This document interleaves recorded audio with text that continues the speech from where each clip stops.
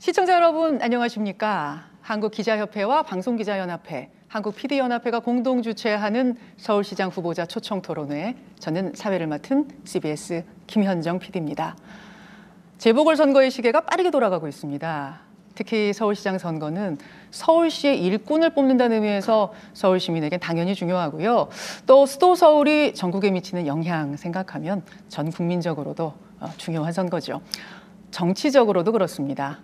대선을 1년 앞두고 치러지는 선거이니만큼 대선의 전초전 의미가 있죠. 그래서 준비했습니다.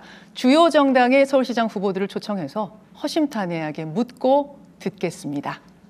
누가 서울을 이끌 적임자인지 여러분도 꼼꼼하게 보시면서 마음속으로 결정을 해보시죠. 이번 토론회는 한국기자협회, 방송기자연합회, 한국PD연합회 이렇게 언론현업 3단체가 공동으로 주최를 하고요. 오늘은 MBC, KBS, SBS를 통해서 생중계가 됩니다.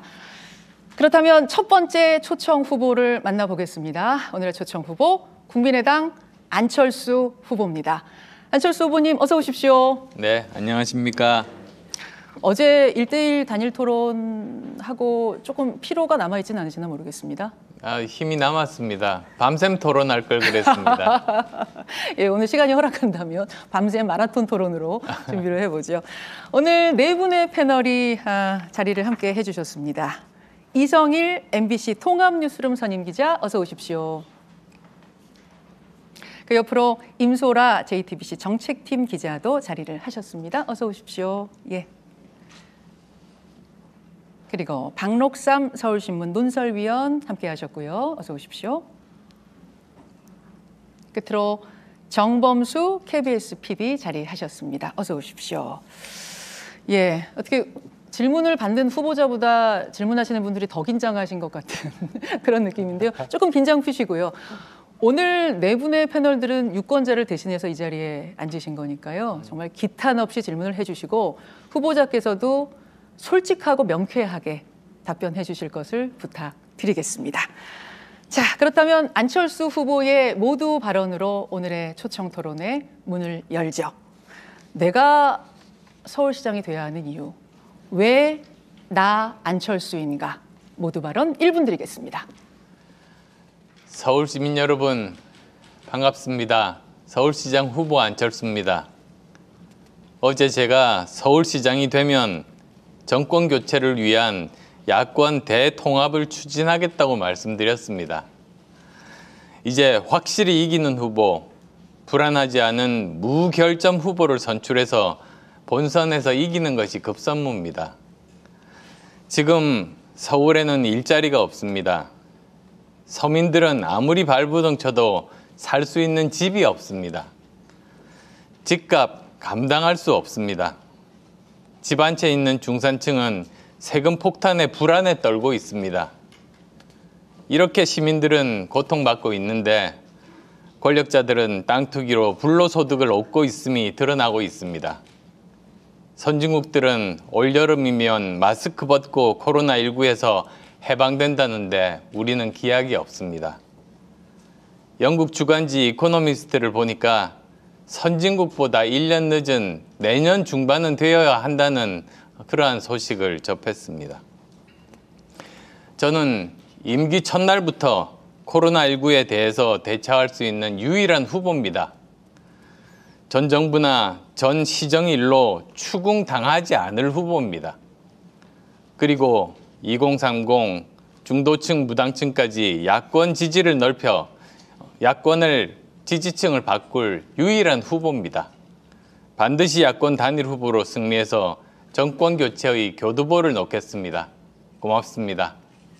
예, 모두 발언 고맙습니다. 안철수 후보님, 그나저나 어제 1대1 단일화 토론 만족스러우셨습니까? 네, 제 진심을 전달하는데 최선을 다했습니다. 예, 오늘 보니까 여기저기 매체에서 몇 점이다 이렇게 점수를 매기던데요. 스스로에게 점수를 좀 주신다면 몇 점 주시겠어요? 저는 제가 말씀드릴 내용 충분히 이야기했고, 그리고 또 사실 다른 토론과 달랐습니다. 이것은 서로 선의의 경쟁을 하는 동료 아닙니까?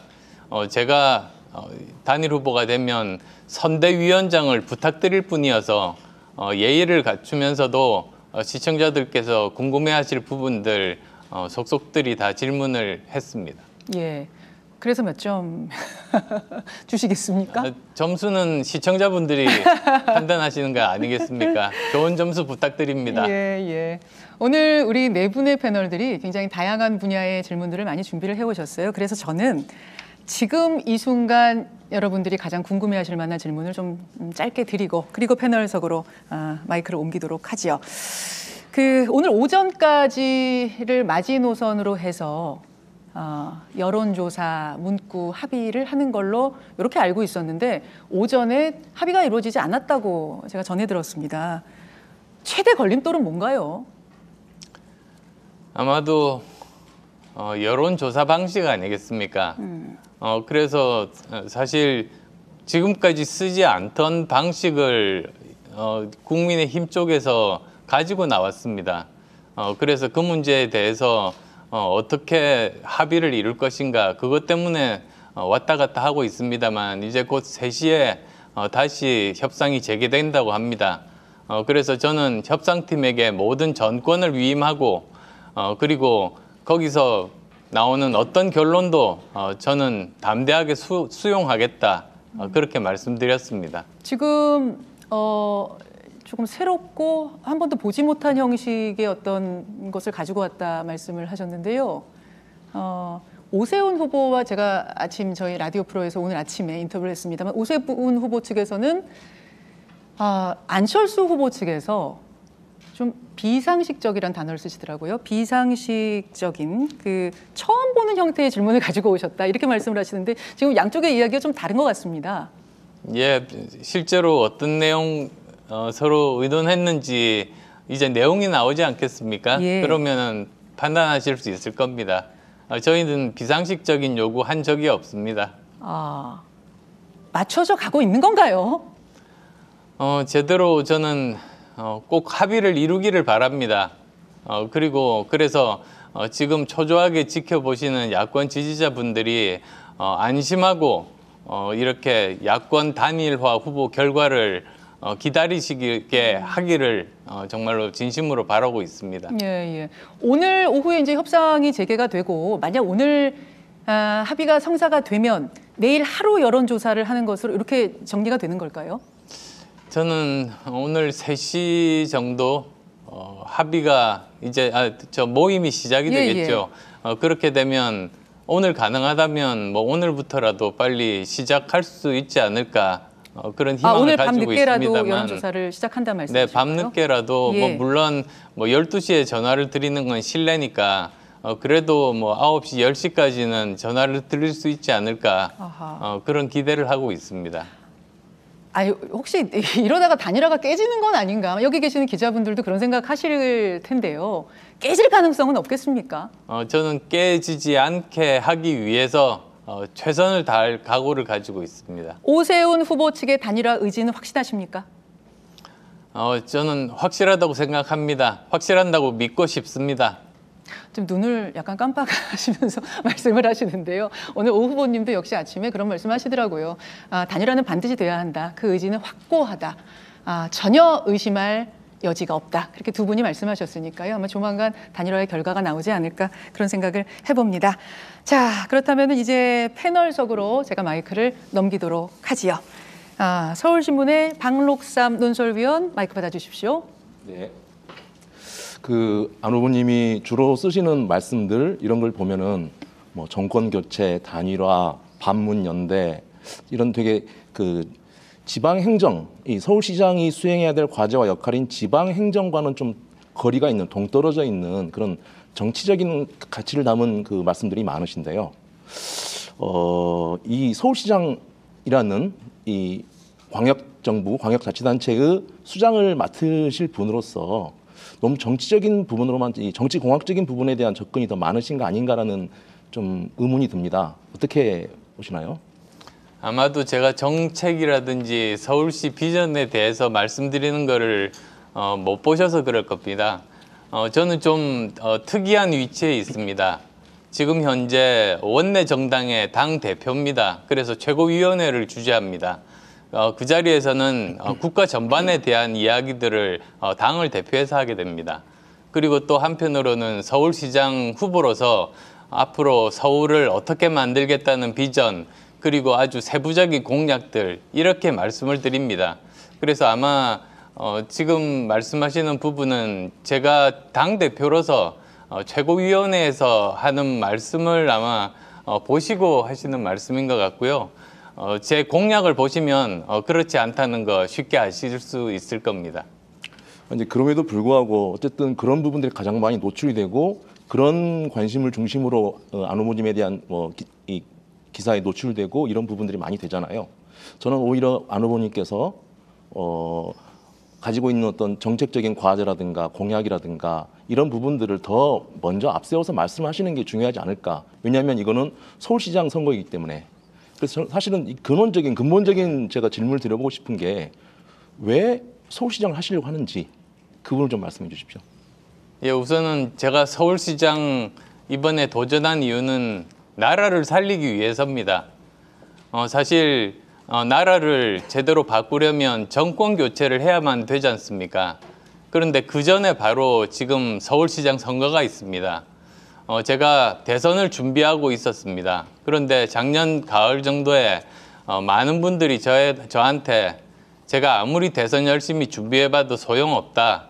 서울시장 선거를 야권에서 지면 끝이다. 그런 말씀들을 하셨습니다.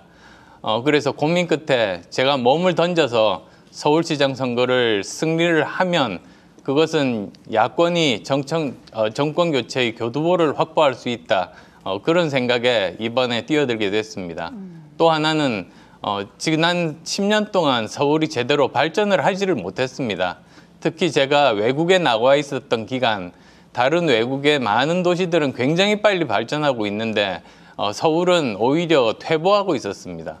그래서 이 서울을 제대로 이제는 다시 또 글로벌 리딩 도시로 만드는 것이 제가 해야 되는 일이다. 그렇게 생각했고요. 처음 이제 물어보신 부분 중에 하나가 왜 이런 정치적인 발언이 많고 정책적인 발언이 없느냐고 하셔서요. 그게 저도 참 답답합니다. 왜냐하면 제가 정책적인 이야기를 하면 기사 양이 그렇게 많지가 않습니다. 사람들도 많이 안 봅니다. 그래서 제가 굉장히 친한 기자분께 물어봤어요. 예. 그랬더니 이 기자분이 그러시는 겁니다. 자기가 기사를 써보면 정치인들끼리 막말 싸움하는 거는 노력은 1인데 클릭이 100이 나온답니다. 그런데 정책에 대해서는 완전히 소화하고 난 다음에 써야 되니까 노력은 100인데 클릭이 1이 나온답니다. 자기가 보기에 그 기사를 쓰는 그 효율이 네. 10,000분의 1밖에 안 돼서 정책 기사를 적게 쓴다. 그리고 또 거기에 따라서 악순환이죠. 사람들이 클릭을 많이 안 하고 안 본다. 아마 같은 고민 하실 것 같습니다. 예. 그래서 이런 언론 유통 구조를 어떻게 하면 이런 정책 기사를 사람들이 많이 보게 만들고 그리고 또 우리나라가 앞으로 뭘 먹고 살 건지 그 미래 담론, 저는 미래 담론이 없는 나라는 미래가 없는 나라라고 생각하거든요. 지금 우리나라가 미래 담론이 없습니다. 그래서 이런 부분들은 언론사 잘못이 아니고 언론 유통 구조를 바꿔야 된다. 제가 기회가 있으면 더 말씀드리겠습니다만 이 정도로 말씀드립니다. 예, 저 하나만 더 제가 관련해서 사실은 방금 말씀하신 부분은 우리 후보님이나 우리 정치인들이나 기자들이나 다 같이 함께 노력해야 될 부분이긴 한데요.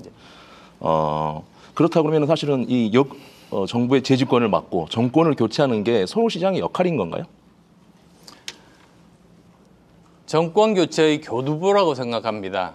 사실 이번 서울시장 선거를 야권이 지게 되면 그러면 전국 단위 선거 5연패, 거의 지금까지 대한민국 건국 이래 한 번도 없었던 일이 되고 야권은 지리멸렬하고 완전히 정말 거의 사라지는 정도가 될 겁니다.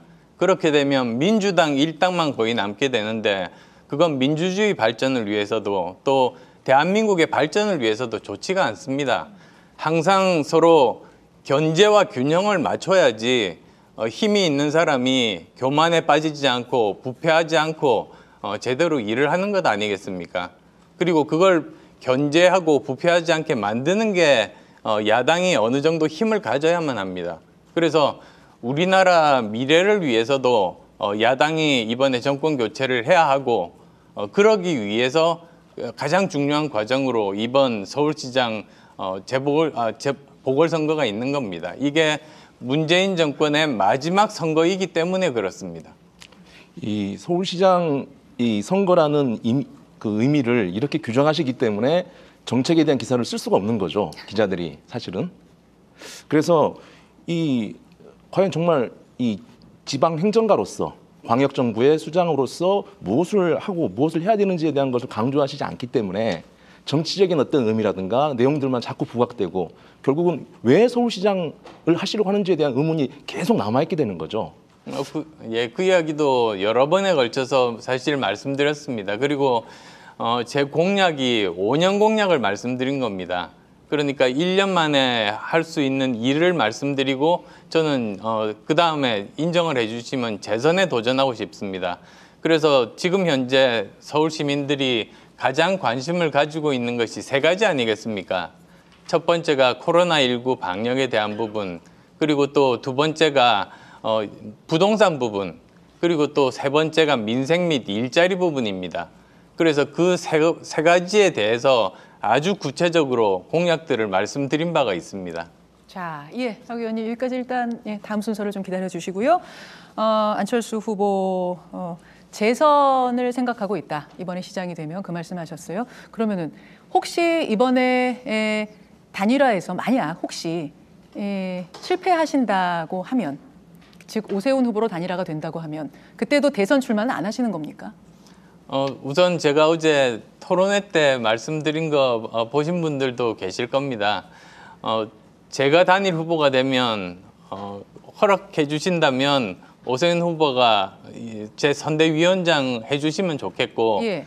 또 반대의 경우도 마찬가지다. 이렇게 노력을 한다면 또 승패에 상관없이 우리를 국민들께서 시민들께서 인정해 주시고 그 다음 또 역할이 주어지지 않겠는가 그렇게 서로 이야기를 주고받은 바 있습니다. 예. 그 역할이 대선은 아닌가요? 그건 시민들께서 어떤 역할들을 기대하시는가에 따라서 저는 정말 엄숙히 그것을 수행하겠습니다. 예, 알겠습니다. 자, 두 번째 패널의 질문으로 넘기죠. 생중계다 보니까 시간 한 5분 정도씩밖에 패널들에게 드릴 수 없고요. 한 두 바퀴 정도 돌 수 있는 데까지 저희가 열심히 질문을 드려보도록 하죠. JTBC 임소라 정책팀 기자 어서 오십시오. 네, 질문 드리겠습니다. 장관 출신 박영선 후보 그리고 서울시장 출신 오세훈 후보와 비교할 때 공적 영역에서 행정 경험이 없다라는 것이 약점으로 꼽히는데요. 이에 대해서 반론을 하신다면요. 공적 영역에서 행정 그런 경험도 중요하지만 또 실제로 사회 여러 분야에서 역할도 또 그런 경험과 지식도 굉장히 중요합니다. 우선은 저는 아주 다양한 경험을 가지고 있습니다. 저는 의사였습니다. 대구에서 코로나19 의료 봉사하지 않았습니까? 그래서 의료 현장에서 열심히 일했습니다. 그 다음에 또 IT 전문가입니다. 우리나라에서 최초로 컴퓨터 바이러스 백신 V3를 개발하고 그것을 무료로 나눠주는 그런 공적인 일을 했었습니다. 그리고 또 벤처기업이라는 말도 없었던 IMF 이전에 저는 벤처기업을 창업을 하고 그 기업을 성공적인 기업으로 만든 경영자였습니다. 그리고 또 아주 큰 상장회사, 지금 서울시의 예산보다도 더 큰 예산을 가지고 있는 회사의 이사회 의장을 했습니다. 그러면서 그 큰 규모의 조직을 어떻게 의사결정을 하고 관리하는가에 대해서 저는 이미 입증한 바가 있고요. 또한 교수로서도 저는 대학 원장이었습니다. 학교 행정을 했었고 그리고 사실 가장 난이도가 높은 건 뭐냐면 사람이 만든 조직 중에서 정당입니다. 정당이 가장 그 관리하기가 어렵습니다만 저는 정당 대표를 여러 번 했고 전국 단위의 선거, 모든 선거를 다 치렀습니다. 아마 지금 현역 정치인들 중에 당대표로서 모든 그 전국 단위 선거를 치러본 경험이 있는 사람은 저밖에는 없는 겁니다. 네. 그런데 서울시장에 당선된다고 하더라도 지금 정치 지형이 굉장히 녹록지 않다는 것은 아실 것 같습니다. 25개 구청장 가운데 한 곳을 빼고는 모두 여당 소속이고. 글쎄 말입니다. 네. 그리고 솔직히 여쭤보면 여당과 사이도 썩 좋지 않으신 것 아닙니까? 네. 그런 상황에서 거대 공약을 서울시 차원에서 추진한다고 했을 때 이걸 정치력으로 돌파를 해야 하는데 어떻게 가능하실까요? 저는 할 수 있다고 봅니다. 저도 지역구 국회의원을 하면서 그 광역의원, 그 다음에 또 기초의원과 함께 일했습니다. 그런데 이 광역의회, 기초의회들을 자세히 보시면 거기서는 그 지역에, 해당 지역에 이익이 되는 일, 주민들에게 좋은 일 같으면 여야가 따로 없습니다. 그래서 저는 서울시장이 되면은 우선은 제가 뭘 시키기보다 오히려 어떤 일이 필요한가를 먼저 저는 들으려고 합니다. 그래서 가능한 서울시장이 해줄 수 있는 범위 내에서 그 지역 발전을 하려고 한다면 그러면 그 협의 과정에서 어떤 충돌이 일어날 일은 없습니다. 이미 제가 국회의원 때 경험을 해봤기 때문에 드리는 말씀입니다. 네. 그리고 소통 능력에 대한 질문을 하나 더 드리겠습니다. 어제 오세훈 후보 측에서 김미경 교수를 가리켜서 상황제다라는 굉장히 거친 표현을 써가면서 공격을 했습니다. 이 상황제라는 의미 안에는 의사결정 구조가 굉장히 폐쇄적이다라는 의미를 담고 있는 것 같습니다. 실제로 김미경 교수께서 정치적 의사결정 과정에 어느 정도로 영향을 끼친다고 말씀해 주실 수 있을까요? 전혀 없습니다. 사실 이 정치인의 가족을 공격하는 게 가장 그 위기에 몰렸을 때 마지막으로 꺼내는 카드거든요. 그래서 참 마음이 급했구나, 이제 많이 몰리고 있구나 그런 생각을 했고요. 그런데 저는 전혀 정치적인 이야기들을 집에서 하지 않습니다. 사실 그게 좀 오래된 일부터 말씀드리면 제가 의사 그만두고 벤처기업을 했지 않습니까? 근데 뭐 잘 몰라서 너무 고민이 되는 겁니다. 그래서 한번 제 아내하고 한번 상의를 해봤습니다. 해결책을 알 리는 없는데 사흘 밤 잠을 못 자는 겁니다.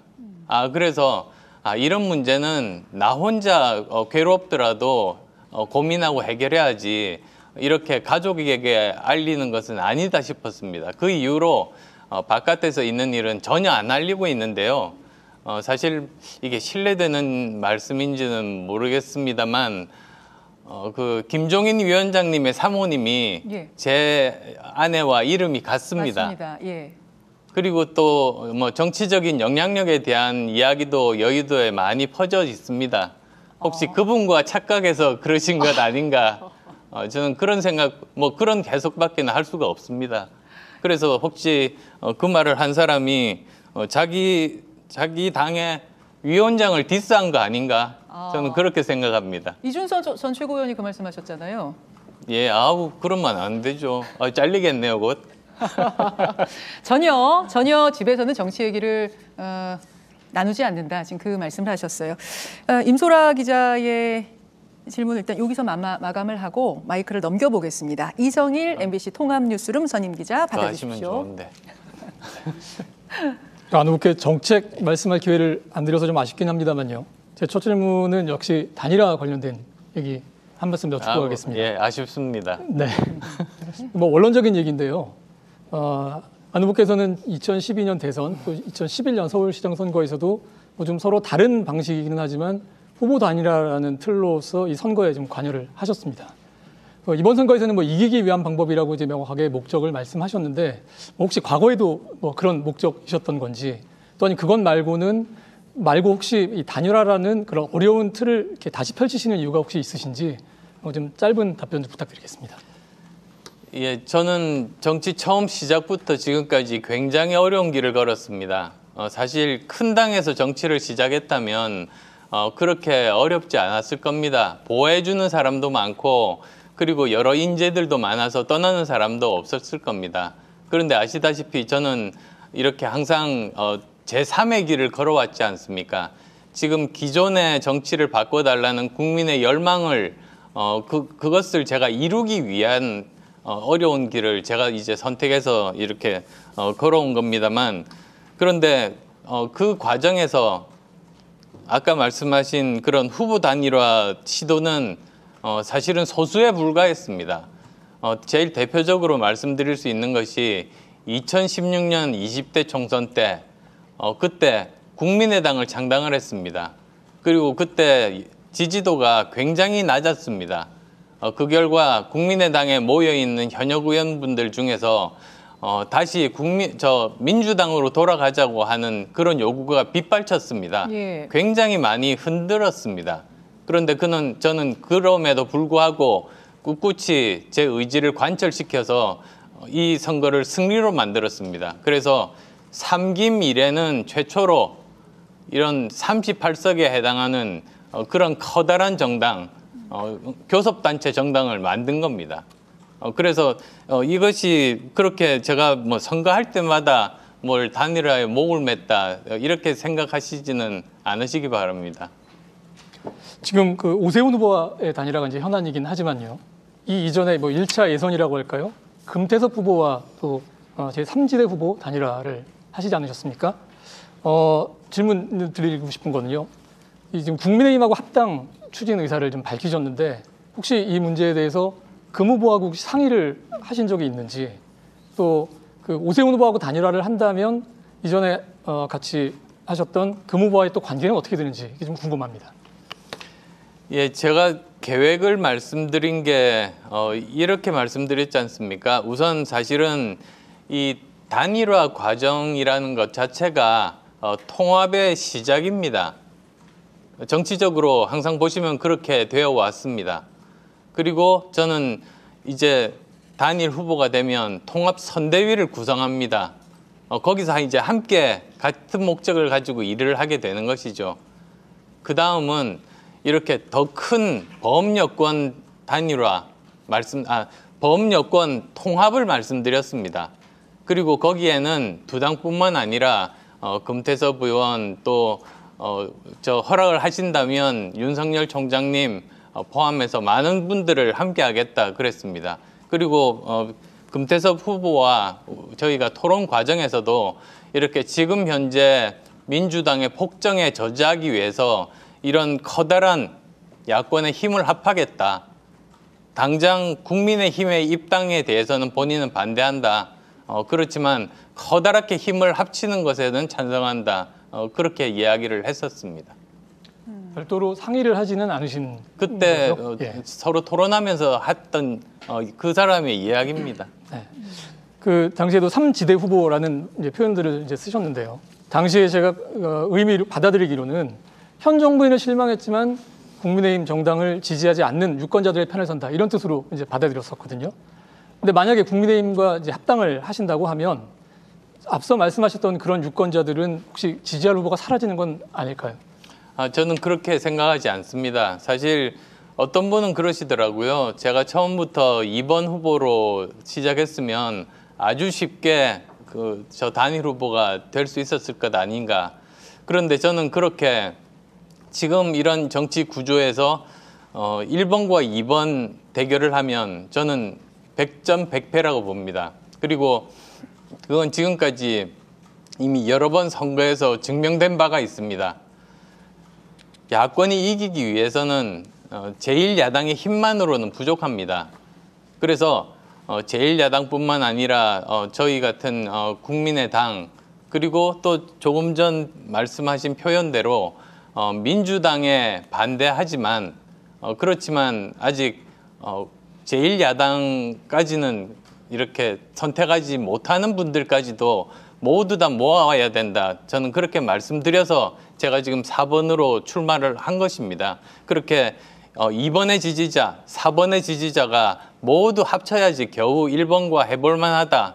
저는 그런 판단으로 지금 가고 있습니다만 이기면 선거에서 야권이 이긴다면 한번 함께 승리의 경험을 하게 되면 그러면 그 지지자는 화학적으로 결합을 할 수가 있습니다. 그러면 그 튼튼해진 더 넓어진 야권의 기반으로 이번 대선에서 바로 내년 봄 대선에서 정권 교체가 가능한 것이지요. 제 생각은 그렇습니다. 그 오세훈 후보는 합당의 가능성에 대해서 상당히 낮다라고 오늘 아침에 말씀을 하시더군요. 합당까지 가려면 한 10단계 정도의 과정을 거쳐야 하는데 그게 그렇게 쉬운 일이 아니다. 현실성이 낮은데 안 후보님께서 좀 급하시다 보니까 말씀을 하신 게 아니냐 그렇게 해석을 하시는데 어떻게 생각하십니까? 그 합당의 과정이 있는 건 맞습니다. 그런데 저 오세훈 후보는 합당을 해본 적이 한 번도 없습니다. 실무적으로 뭐 어떻게 되는지 전혀 모를 겁니다. 그런데 저는 알고 있습니다. 그리고 어떻게 하면 성공하는지 알고 있습니다.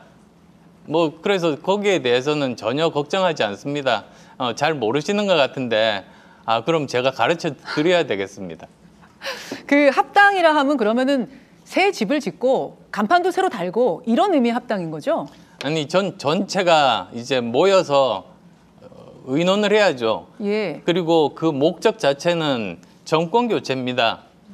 정권 교체를 위해서는 어떻게 하는 것이 좋은지를 대표들이 모여서 정말 머리를 맞대고 그리고 또 누구 한 사람의 주장이 아니라 합의를 통해서 형태를 만들어 나가는 것이 그게 우리가 정권 교체를 하는 길 아니겠습니까? 알겠습니다. 예, 한국기자협회와 방송기자연합회, 한국PD연합회가 공동으로 주최하는 서울시장 후보자 초청 토론회 이제 KBS 정범수 PD 앞으로 마이크를 좀 넘겨보죠. 질문 주시죠. 좀 다른 주제로 넘어가 보겠습니다. 최근 LH 투기 의혹 때문에 국민적인 공분이 매우 큽니다. 근데 그로 인해서 또 공공주택 사업 자체에 대해서도 비판이 많이 쏟아지고 있습니다. 근데 저희가 취재를 해보면 그 현장에 가서 보면 여기 LH 직원뿐만 아니라 이미 수많은 민간업자들이나 기획부동산 업자들이 투기 문제를 같이 일으키고 있습니다. 안 후보님의 말씀대로라면 이제 공공보다는 민간업자에게 주택 공급의 역할을 맡기자는 것인데 과연 이렇게 민간 영역에게만 맡겼을 때 비리와 투기 이런 것들을 근절할 수 있다고 생각하십니까? 만약에 그 서울시장이 되셔서 이렇게 주도하셨을 때 대규모 투기 사태가 난다면 어떤 방식으로 제어하실 수 있을 것 같습니까? 조금 잘못 알고 계신 부분이 있습니다. 저는 공공이 문제가 있으니까 민간에게 모두 맡기자는 그런 자유주의적인 방식을 머릿속에 두고 있지 않습니다. 오히려 저는 예전부터 지금까지 변함없이 항상 공공과 민간은 서로 경쟁하거나 배척하는 관계가 아니고 어느 한 가지만 선택할 수 있는 것이 아니다. 오히려 공공과 민간은 서로 역할 분담하고 상호 보완적인 관계가 되어야 된다. 즉 공공은 공공의 일을 하고 그리고 또 민간은 민간의 일을 해야 된다는 겁니다. 그래서 이번 이제 이런 정비 사업 관련해서 보면 가장 중요한 그 주거 복지에 대해서는 공공이 담당하는 게 맞습니다. 그다음에 또 재건축은 민간이 주도하면 훨씬 더 빠르고 효율적으로 그리고 또 거기에 사는 주민들의 조합이 원하는 형태로 할 수 있게 됩니다. 또한 재개발의 경우에는 사실은 건물만 짓는 것이 아니라 거기에 있는 도로를 포함한 기반시설, 공원들 만들지 않습니까? 그럼 그거는 민간 합동으로 해야 되는 것이죠. 저는 그것이 제일 바람직한 방향이다. 그런 원칙이 분명합니다. 예. 공약을 저희가 살펴봤을 때 이제 대기업이나 첨단 산업을 통한 새로운 개척과 부의 성장을 이루어야 된다는 얘기를 많이 하셨는데 뭐 대기업이야 지금 환율 효과 등으로 수출도 늘고 있고 첨단 산업은 새로운 플랫폼도 가지고 있습니다. 그런데 코로나로 극심한 내수 침체에 시달리는 중소기업과 소상공인들은 하루하루 힘든 삶을 이어가고 있습니다. 이게 우리나라도 이미 호황과 불황을 겪고 있는 두 개의 세계가 존재하고 있는 셈인데요. 안 후보님께서는 이런 대기업과 중소기업 또 소상공인들이 동반 성장할 수 있는 구체적인 방안을 가지고 계십니까? 제가 이번에 발표한 서울 경제정책이 있습니다. 거기서 중요한 것은 서울은 새로운 경제 성장 동력을 만들어야 된다. 서울이 사실은 경제 수도가 아닙니다, 이제. 코로나19 직전에 2019년에 전국 경제 성장률이 2.1%였는데 서울이 1.9%입니다. 그래서 새로운 경제 수도를 만들어야 한다. 그러면 창업 아니겠습니까? 그런데 창업을 똑같이 이렇게 접근하는 것이 정부의 오류입니다. 창업은 두 가지가 있습니다. 하나는 첨단 기술을 사용한 기술 창업이 있고 예. 또 하나는 생계형 창업이 있는 겁니다. 그리고 이쪽이 숫자가 훨씬 더 많습니다. 그래서 저는 이쪽 기술 창업에 대해서는 두 가지를 말씀드렸습니다. 융합경제혁신센터를 서울에 10곳에 만든다. 그것은 기존의 인프라를 활용을 하는 겁니다. 지금 당장 할 수 있는 겁니다. 그 다음에 또 6개의 테크시티를 만든다고 했습니다. 그건 좀 더 장기적인 관점에서 새로운 것을 만드는 미리 정해진 어떤 영역이 아니라 새로운 것을 창조하는 그런 개념이고요. 소상공인들을 위해서는 소상공인 안심재단이 있습니다. 여기서 하는 일은 새롭게 생계형 창업을 할 분이 계시면 수많은 빅데이터와 그리고 인공지능을 이용해서 이분이 과연 어떤 지역에 어떤 것을 창업을 하면 성공 가능이 높아지는지 그리고 그 사업을 위해서는 어떤 교육을 시켜드리고 또 틈틈이 어떻게 관리하고 지원하고 컨설팅을 해드려야 되는지 그걸 종합적으로 원스톱 서비스를 하는 것이 바로 제가 생각하는 소상공인 안심재단입니다. 저는 그런 방법으로 지금 아주 어려운 이런 서울을 공유가치 서울 그렇게 만들고 싶습니다. 예. 각 단체에서 나오신 이 패널들입니다. 그래서 이제 저희가 미리 사전에 뭐 질문을 조율하지 않고요. 궁금증을 그대로 질문을 드리고 있습니다. 그러다 보니까 다양한 질문들을 오늘 여러분들이 접하실 수 있을 텐데요. 저는 이 질문을 한번 드려보죠. 전임시장의 사업 중에 반드시 계승할 것 한 가지, 또 이것은 좀 폐기해야 한다는 것 한 가지, 대표적인 것 한 가지만 꼽아주신다면요. 말씀하신 대로 저는 전임 시장의 일을 전부 다 없애버리고 새로운 거 하는 이런 우리나라의 지금까지 뿌리 깊은 관행은 잘못됐다고 봅니다. 예. 저는 전임 시장의 일들을 꼼꼼히 살펴보고 좋은 것은 계승하고 방향은 맞으나 방법이 틀린 것은 방법을 바꿔서 성공하게 만들고 그리고 정말로 잘못된 것은 폐기하고 그리고 또 새로운 사업을 해야 되지 않습니까? 그런데 제가 저는 상계동 삽니다. 아, 예. 예, 노원구 삽니다.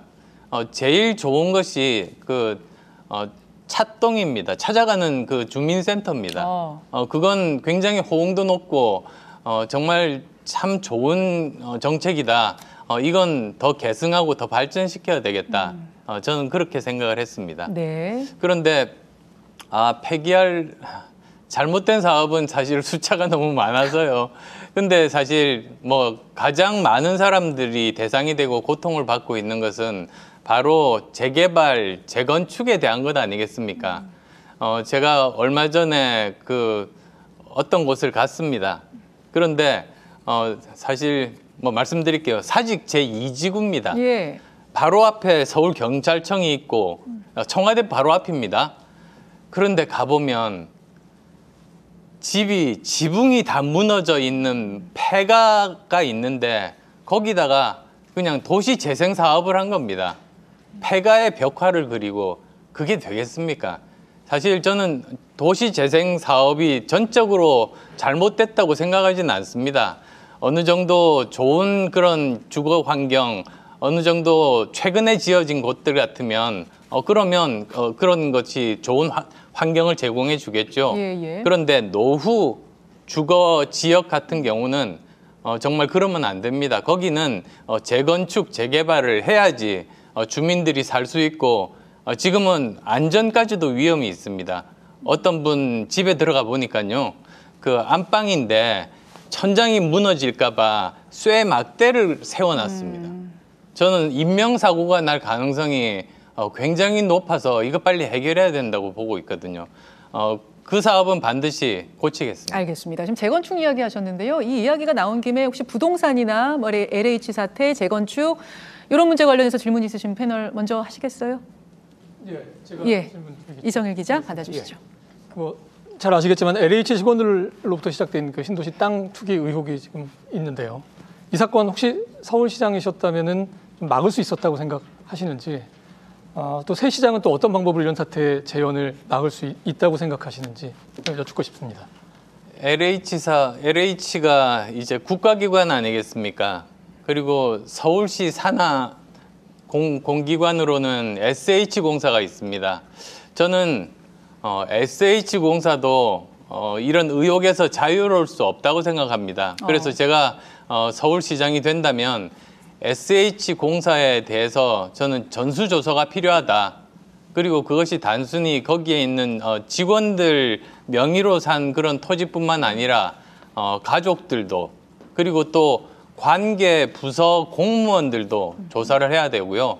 그리고 또 사람에만 그렇게 국한된 것이 아니라 실제로 최근 3년간 거래 내역을 보면 쪼개기로 해서 구입한 곳들, 아니면 농지인데 그리고 지금 그렇게 활용도 하지도 않는데도 은행에서 대출을 받아서 산 그런 토지들, 이런 것들은 제대로 한번 자금 출처 조사를 포함해서 살펴보아야지만 된다. 저는 그렇게 생각합니다.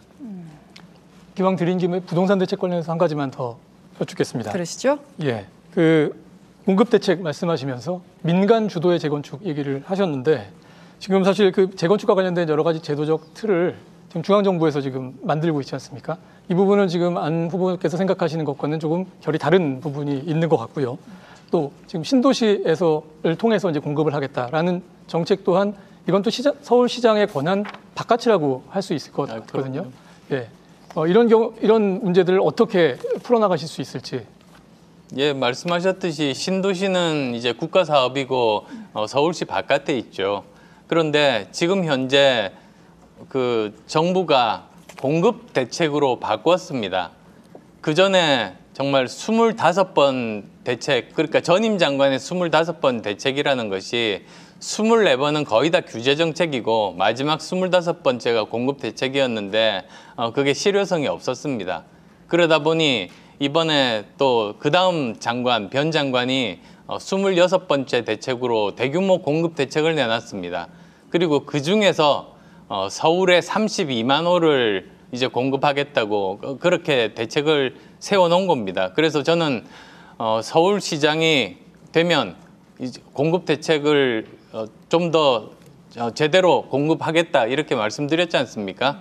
그래서 이렇게 정부의 정책 기조가 바뀐 상태에서는 국토부와 협의를 해서 지금 정부에서 계획하고 있는 것보다도 더 많은 그런 주택 공급을 받아낼 수 있다. 저는 그렇게 생각합니다. 그리고 중요한 것은 시장에 시그널을 보내는 겁니다.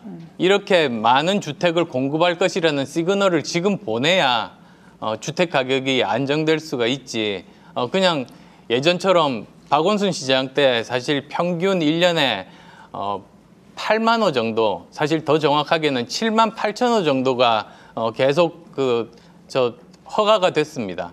인허가가 됐습니다. 그러니까 그냥 놔둬도 사실은 보면 8 곱하기 5, 거의 40만 호 정도가 5년 내에 공급이 되는데 지금 정부의 32만 호는 그냥 있겠다는 말과 똑같거든요. 그러니까 그거보다도 더 그 공급 계획을 더 크게 수정해야 된다. 그게 제가 이번에 말씀드린 공약입니다. 자, 이제 시간이 얼마 남지 않아서요. 우리 세 분의 패널들이 꼭 하고 싶은 질문을 한 개씩 드리실 시간 정도가 될 것 같습니다.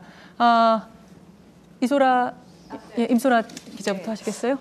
윤석열 전 검찰총장과의 연대에 대한 질문을 좀 드려보겠습니다. 가장 최근에 윤 전 총장과 직접 또는 간접적으로 연락을 주고받은 일이 있으십니까? 윤 전 총장님께 대해서 말씀드리기가 사실 조심스럽습니다. 윤 총장님은 야권의 굉장히 소중한 자산입니다. 저는 지금 윤 총장께서 하시는 일이 야권 지지자들의 정권 교체 열망을 담고 있는 거대한 댐, 저수지 역할을 하고 계시다. 저는 그렇게 생각합니다. 그래서 저는 윤 총장께서 아직 정치하겠다고 밝히시지는 않았기 때문에 그건 그분의 결심이어서 존중합니다. 그렇지만 어떤 역할을 하시든지 정권 교체 역할을 하시면 좋겠다고 그렇게 생각을 하고 있고요. 간접적으로 지금 여러 가지 상황, 생각들을 알고 있습니다. 네, 그러니까 간접적으로 윤 전 총장과의 그 접촉이 있다라고 제가 이해를 해도 될까요? 네, 간접적으로 그분의 상황을 알고 있습니다. 네, 제가 혹시 추가 질문? 예, 아주 짧게 네, 묻고 아주 답하셔야 될 짧게요. 것 같습니다. 예, 그리고 국민의힘과 합당 이야기를 하셨습니다. 그렇다면 나중에 이 합당한 당에 윤 전 총장의 입당을 권유하실 수도 있을까요? 제가 3단계 말씀드렸지 않습니까? 그러니까 우선 서울시장에 제가 당선되면 지금 현재 있는 당들의 합당은 물론이고 바깥에 있는 윤 전 총장님을 포함한 지금 현재 민주당에 대해서 반대하는 정의로운 분들까지 모두 다 함께, 그리고 또 시민단체와 함께 정권 교체가 가능한 그런 정당을 만들겠다고. 그리고 물론 저도 거기에 일원인 거지 제가 거기에 헤드가 되는 건 아니지 않습니까? 서울시장이니까 저는 서울시장 시정일을 열심히 하고 그런 정당이 생기면 도와드리고 설득하고 그런 일들을 하겠습니다. 예, 박록삼 의원님. 네, 질문 드리겠습니다.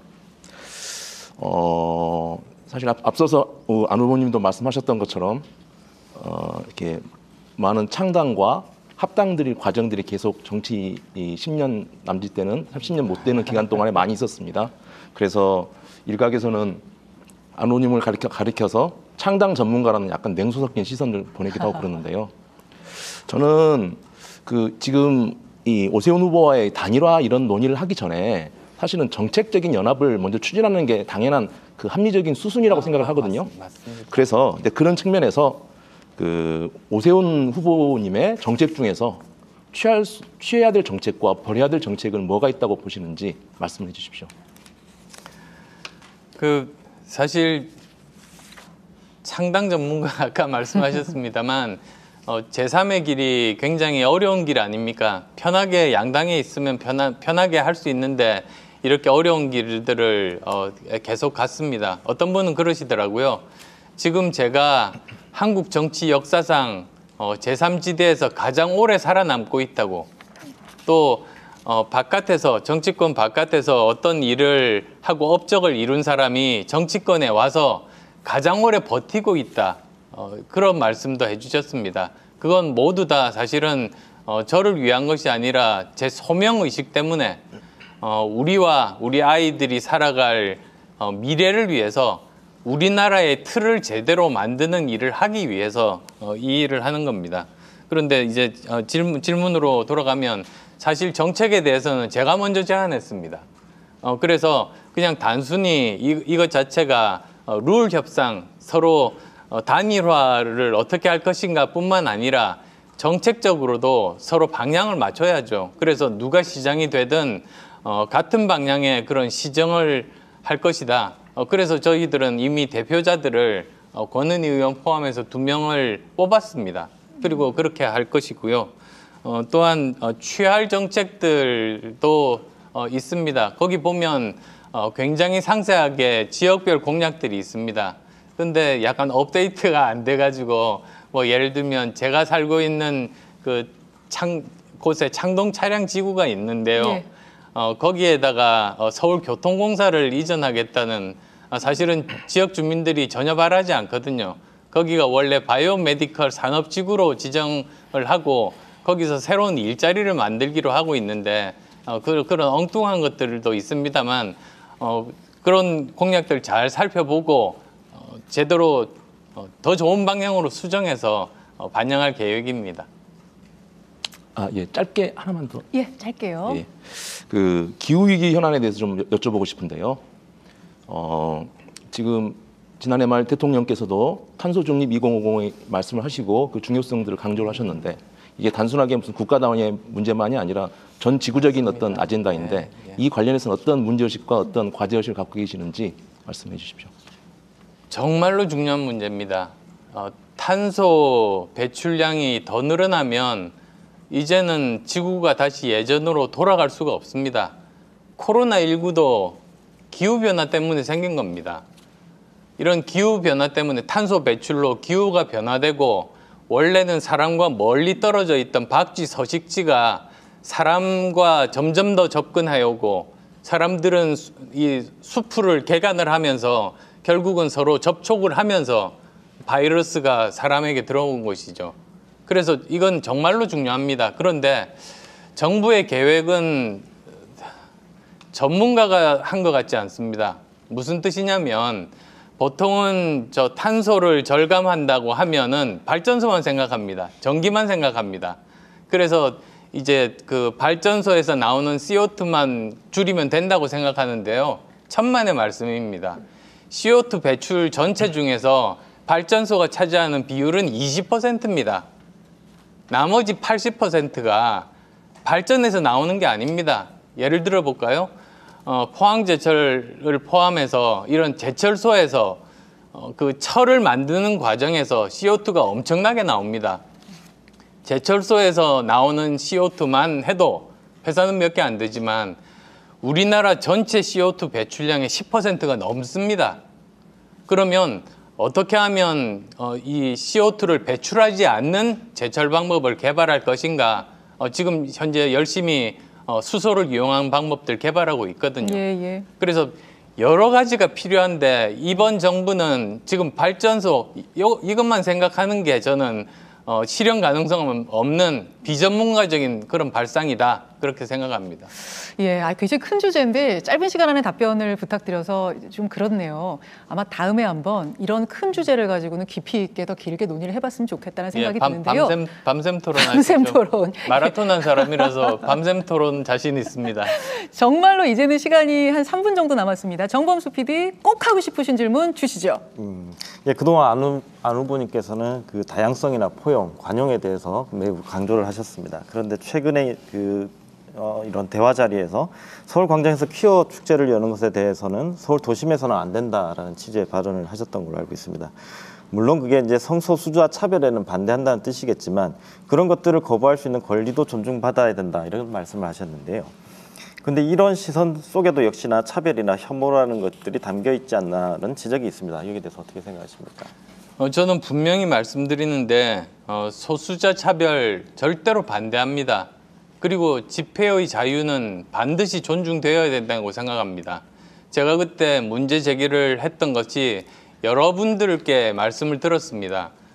퀴어 축제를 할 때 그때 좀 과도한 노출이나 행위, 그 다음에 또 성인용품 판매 이런 것들을 의도하지 않게 아이들을 데리고 온 부모님들이 아이들이 보게 만든 그런 것에 대한 문제 제기가 많았습니다.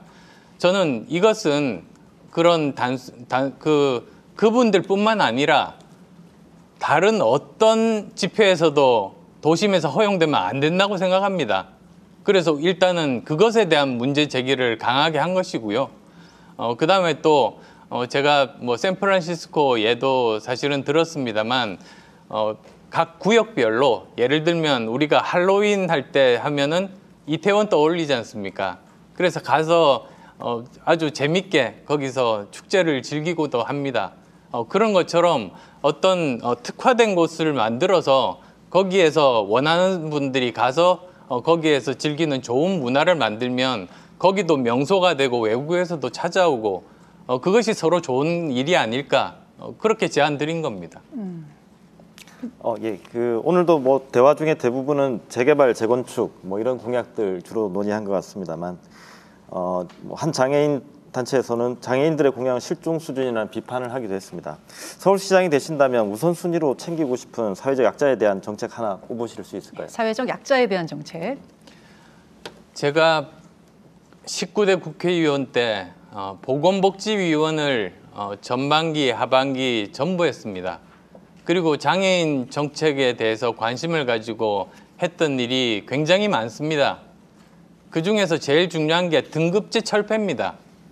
그건 굉장히 오랜 수건이고 사실은 이 대통령 공약이기도 한데 그게 뭐 점진적으로 이번에 조금씩 되고는 있습니다만 그게 충분히 제대로 되고 있지가 않습니다. 그리고 또 있습니다. 그 BF라고 있습니다. Barrier Free. 휠체어를 타신 분이 자유롭게 그 건물을 드나들어야 되는 것인데, 심지어 제가 그때 국회의원 19대 국회의원 때 국민 세금으로 지어진 의원회관조차 BF 인증을 받지 못하는 겁니다. 장애 그 휠체어를 타고 자유롭게 다닐 수가 없는 것이죠.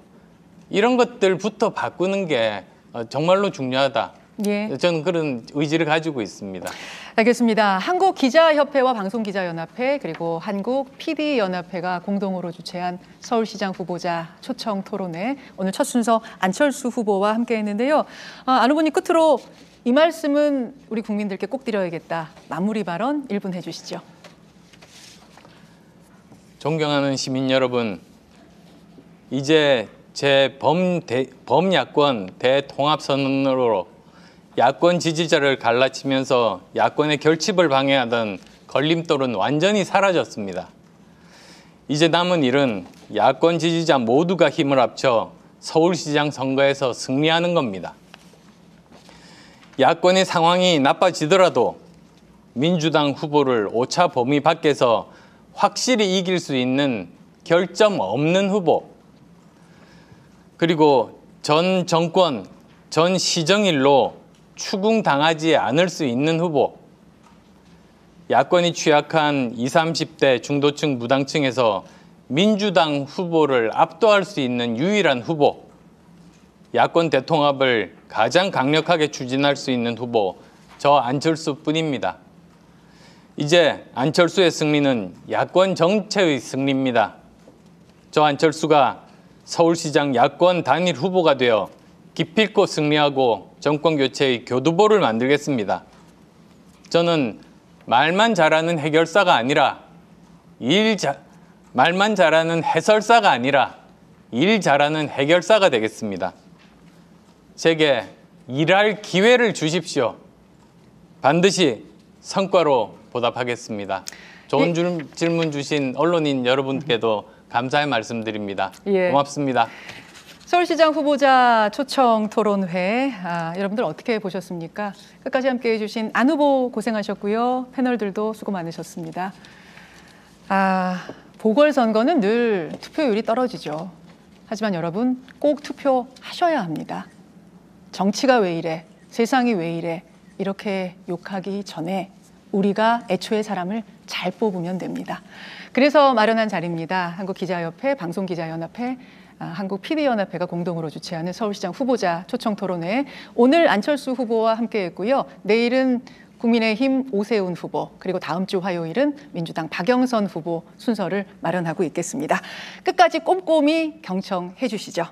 지금까지 시청해 주신 여러분 대단히 고맙습니다.